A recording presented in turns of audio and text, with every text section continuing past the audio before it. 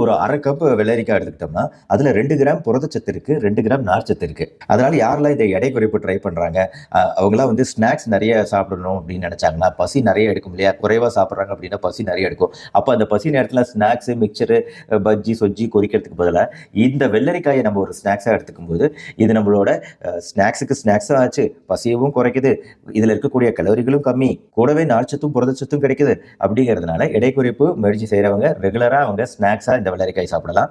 3வது இதுல beta carotene, ஃபிளாவனாய்ட்ஸ், lignans, mineral சத்துக்கள், பொட்டாசியம், மெக்னீசியம் இதெல்லாம் எதுக்கு சொல்லிட்டு இருக்கேன்னா, இதெல்லாம் நம்ம உடம்புல வீக்க அணுக்களை நல்லாவே குறைக்கும்.